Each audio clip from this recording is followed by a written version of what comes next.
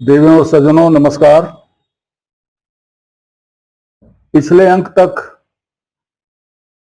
हम लोगों ने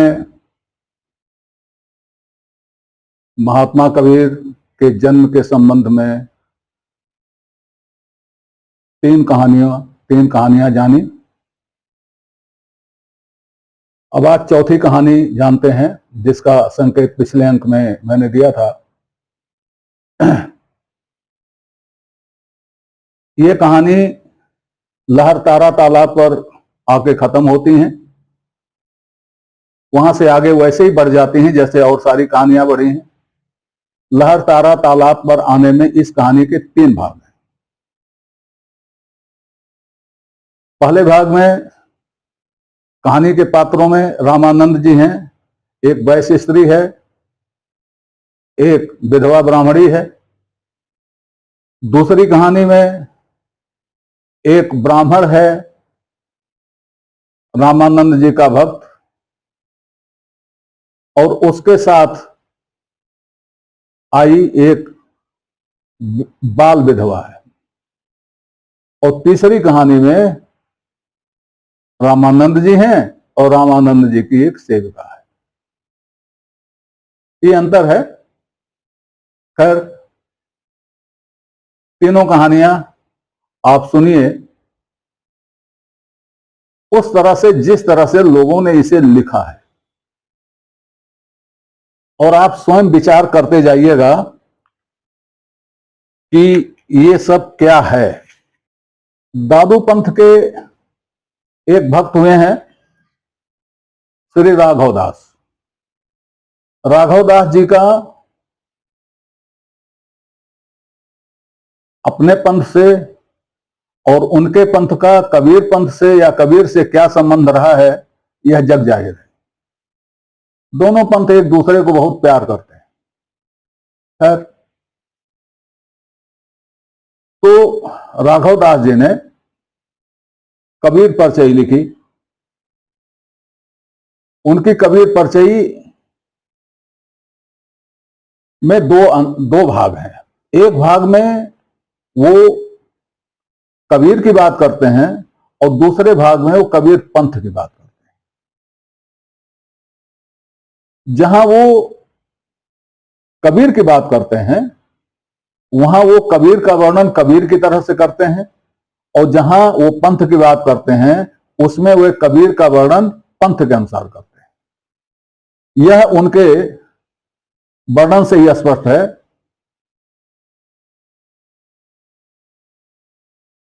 जैसा कि मैं बता चुका हूं, रामानंद जी रामानुजी संप्रदाय के थे और तकनीकी तौर पर उनके शिष्य होने के कारण महात्मा कबीर भी रामानुजी संप्रदाय के ही थे। रामानंदी संप्रदाय तो 1920 के बाद बना है, स्थापित हुआ है। उसके पहले तो रामानंदी संप्रदाय स्थापित ही नहीं था। रामानंदी संप्रदाय और रामानुजी संप्रदाय का विवाद ये बाद के वर्षों में हुआ है, कबीर के भी बाद में हुआ है। इस पर चर्चा आगे करूंगा, तब स्थिति स्पष्ट हो जाएगी। फिलहाल एक उनका छंद पढ़ता हूं। अथाह था पाऊं नहीं क्यों जस कहूं कबीर को, श्री रामानंद को सिख जात जग कहे जुलाहो। ध्यान दीजिएगा, जात जग कहे जुलाहो। काशी कर विश्राम, विश्राम पर भी ध्यान दीजिएगा। लियो हरिभक्त सुलाहो, हिंदू तुरुक प्रमोद किए अज्ञानी तय ज्ञानी। सबद रमैणी साख सत्य संगला करिमानी। परमानंद प्रभु कारणे सुख सब तजो शरीर को। अथाह था पाऊं नहीं क्यों जस कहूं कबीर को। इसमें दो चीजें स्पष्ट हो रही हैं। एक तो ये कि कबीर के लिए कहा उन्होंने जात जग कहे जुलाहो। लोग उनको जुलाहा कहता था, उनकी जात जुलाहा कहता था। और दूसरा काशी कर विश्राम, काशी में उन्होंने विश्राम किया था, काशी में वो ठहरे थे। ध्यान रखिएगा, इसका काम बाद में आएगा। दूसरा छंद है उनका, पूरब मह प्रगट भय जन कबीर निर्गुण भगत। काशी बाहर निकस कहूं को जात जुलाहो। इसमें ध्यान दीजिएगा, प्रगट भय, प्रगट भय। जन कबीर निर्गुण भगत, काशी बाहर निकस कहूं को जात जुलाहो, वृक्ष तरे इकबाल पर्यो सो बोल बुलाहो, ताको लय घर गयो सौंप तिरिया को देनो, ज्ञाति सकल बुलाए बहुत उत्सव तिन किन्हो, बड़े भय राम भजे काहू सु नाही सकत, पूरब माय प्रगट भय जन कबीर निर्गुण भगत। इसमें आप ध्यान दीजिएगा, वृक्ष तरे इकबाल परो, वृक्ष तरे इकबाल परो, इस पर ध्यान दीजिएगा। वृक्ष के नीचे, यहां जुलाहे का नाम नहीं है, नीरू नीवा नाम नहीं है। अब इसको आप देखिए कि ये दोनों पद जो हैं, पहले वाला पद जो है वो उनकी पुस्तक में, उनके ग्रंथ में 125वां है, और दूसरा वाला पद जो है 349वां है। तो पहले वो कहते हैं जग कहे जुलाहो, और प्रकट होने की बात नहीं कहते, और काशी कर विश्राम की बात करते हैं, और दूसरे में वो प्रकट होने की बात करते हैं। तो एक में मैंने कहा, एक में वो कबीर का वर्णन करते हैं अपने हिसाब से, और दूसरे में वो कबीर पंथ का वर्णन करते हैं कबीर पंथ के हिसाब से, क्योंकि उनको कबीर पंथ का वर्णन करने में कोई स्वतंत्रता नहीं थी, उन्हें पंथ का ही वर्णन करना था। इसको ऐसे समझ लीजिए कि आज स्वामी शंकराचार्य जी ने तमाम उपनिषदों की व्याख्या की है। उपनिषदों की व्याख्या में उन्होंने अपने को उपनिषदों तक सीमित रखा है, उपनिषदों में बताए गए सिद्धांत के पक्ष में उन्होंने तर्क दिए हैं, लेकिन उनका अपना विचार, तो उनका अपना विचार अपनी पुस्तक में है।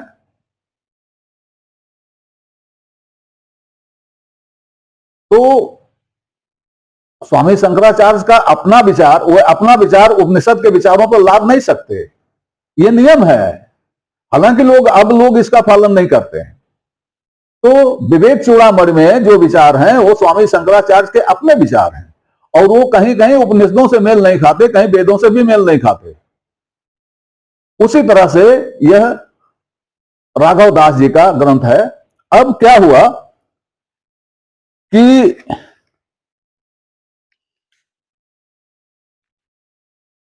राघव दास जी कृत भक्तमाल की भूमिका में, अब इसकी भूमिका किसी ने लिखी?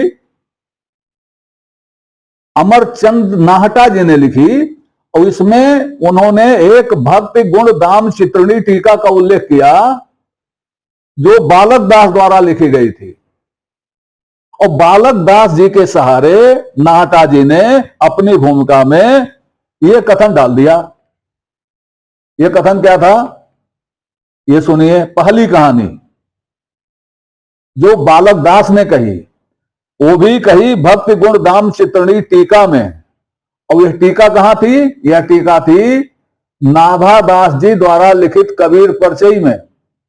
नाभा दास जी ने अपनी कबीर परचयी में कहीं भी कबीर के जन्म की बात नहीं कही, प्रकट होने की बात नहीं कही। अब देखिए ये क्या कहते हैं बालक दास जी, रामानंद सेवत एक बनिक तिय चितलाई, नित स्वामी पे आवे सीधा ल्यावे बाई। सीधा का मतलब खाने पीने का सामान। पै ताके मन पुत्र कामना प्रगट न मुखसो गावे, स्वामी अंतर जाम जानी तो ताक मन भावे, तब मन ही मन कीन बिचारा देहो या को पूता, पै तरिया सही अज्ञा लय नारी अफसूता, तब स्वामी कहतासु आवो प्रात सवेरी बाई, स्वामी प्रात नहाय पूजा कर हरसु आज्ञा पाई, बाई प्रात न आई शंका भाग मंद अनुसारी, ताही समय पठाई और विप्री भोजनकारी, सा विधवा गत स्वामी पास हरि इच्छा बलवंता, नमन करी तिह दूर जब ही स्वामी बचन, हो ही पुत्र हरि भक्ता तेरे सत्य हमारी बानी, सुनत ही विधवा सकुज मन में पुण्य स्वामी बखानी, तुम जानो सो मैं नहीं स्वामी हो विधवा द्विजनारी, दवा दई जो तुम सो मम श्राप जग में होत खुआरी, तब स्वामी कहता के मोले कही होएगी ज्यों ही, भक्त गिरा हरि मुखान कर ई बाण राम को ज्यों ही, स पछताए बनिक ते पास जाय सुनाई सोई, सुनिसा बानी पछतानी बनिक तिया अतिरोई, पुनित ही विधवा गुप्ती राखी जबलग पुत्र जनाई, काल पाए स्वत जायो खाई, साई खंदक यो रखाई, तब ही एक अपुत्र जुलाहा देख लियो से सोई, जय तिय दह तीनों लालन पालन स्वत हित होई, को धाय लगाए जियावा बड़ो भयो पड़ावा, पिता जुलाहा सोरजक आपह कसब करावा। इसमें कुछ चीजें ध्यान देने की हैं। साधारण इसका अनुवाद, स्वामी जी की सेवा में एक बड़ी स्त्री रोज सीधा लेकर जाती थी। सीधा मतलब खाने पीने का सामान। उसके कोई संतान नहीं थी, संतान की कामना थी। यह जान करके और अपनी सेविका जान करके स्वामी जी ने यह मन बनाया कि इसको पुत्रवती होने का आशीर्वाद देंगे। उन्होंने कहा कि कल सवेरे आना। वो वैश्य स्त्री डर गई। उसने अपनी जगह पर स्वयं नहीं आई, उसने अपनी भंडारिन जो भोजन बनाती थी, एक विधवा ब्राह्मणी थी, उसको भेज दिया सीधा लेकर।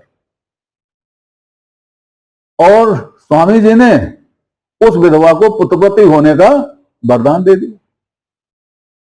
वो विधवा ने कहा कि ये तो आप वरदान नहीं, ये तो आपने हमको श्राप दे दिया। रामानंद ने कहा कि मैं वो नहीं हूं जो आप समझ रहे हो।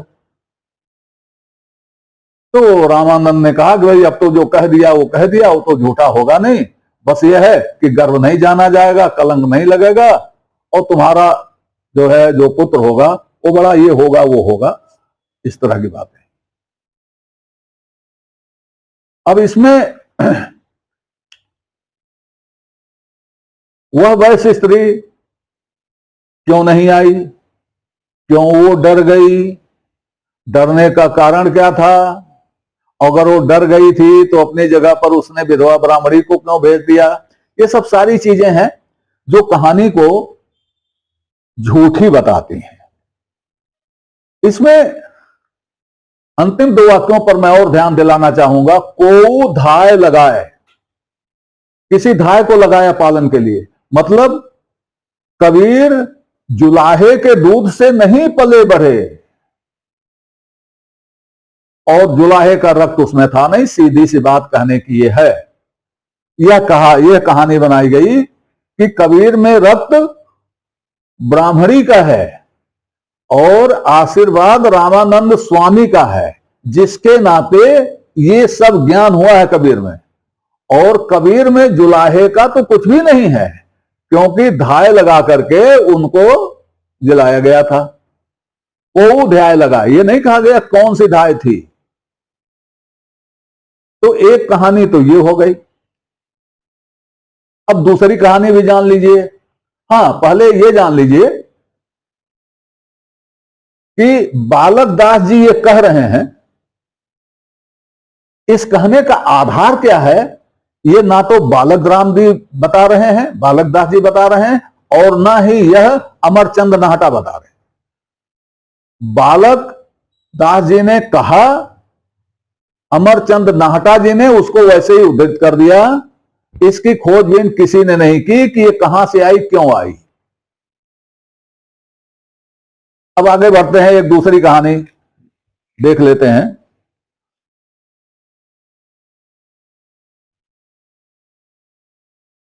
अब देखिए, फिर नाभादास जी का भक्तमाल बड़ा प्रसिद्ध ग्रंथ है, ये बड़ा प्रसिद्ध ग्रंथ है। उसमें उन्होंने कबीर की बड़ी तारीफ की है। तो नाभादास जी के भक्तमाल पर किसी अन्य टीका से एक उद्धरण सन 1827 में विलियम प्राइस ने प्रकाशित किया। वह उद्धरण इस प्रकार है। गुरु रामानंद की सेवा में एक ब्राह्मण तत्पर रहे, दो बेर दर्शन करे, एक कन्या बाल रंडा रहे, वह कहे मोको दर्शन कराओ। एक दिना ले गए, दर्शन कर प्रणाम किया, स्वामी जी ने आशीर्वाद दिया पुत्रवती हो। ब्राह्मण बोला यह तो बाल रंडा है महाराज। स्वामी बोले मेरा वचन व्यर्थ नहीं, पुत्र होएगा, गर्भ ना जाना जाएगा, कलंक ना लगेगा, जगत के जीवन को उद्धार करेगा। सो रामानंद स्वामी के वचन सो गर्भ रहा, 10 महीने पर भया, लहर तारा में डारी आई, अली जुलाहा ने पाया, सो पाला, वहीं कबीर भया। ये दूसरी कहानी है। और कहानी का सोर्स वही नाभादास जी द्वारा रचित कबीर परचयी है। एक कुछ लिखता है, एक कुछ लिखता है टीका में। तो टीका करना काम है टीकाकार का, जो चाहे वो लिख दे, लेकिन इसमें कहीं यह साक्ष्य नहीं है कि यह किससे पता चला। और यह लिखा कब जा रहा है? 1827 में। और कबीर साहब का देहावसान कब हुआ? संवत 1575 में, 1617-18 के आसपास उनका देहावसान हो गया। तो ये कौन लिख रहा है, ये कौन कह रहा है, और इनमें विसंगतियां कितनी हैं, ये भी देखना होगा। तो यह चर्चा जारी रहेगी। अगले अंक में हम महात्मा कबीर के जीवन की तीसरी कहानी देखेंगे। तब तक के लिए नमस्कार। आपसे निवेदन है कि श्रृंखला को अपनी लाइक दें, इसको सब्सक्राइब करें और कमेंट बॉक्स में जाकर अपनी टिप्पणी प्रस्तुत करें, अपनी जिज्ञासा व्यक्त करें, अपने प्रश्न पूछें। यथा समय आपकी जिज्ञासाओं और प्रश्नों का समाधान करने का प्रयास किया जाएगा। धन्यवाद।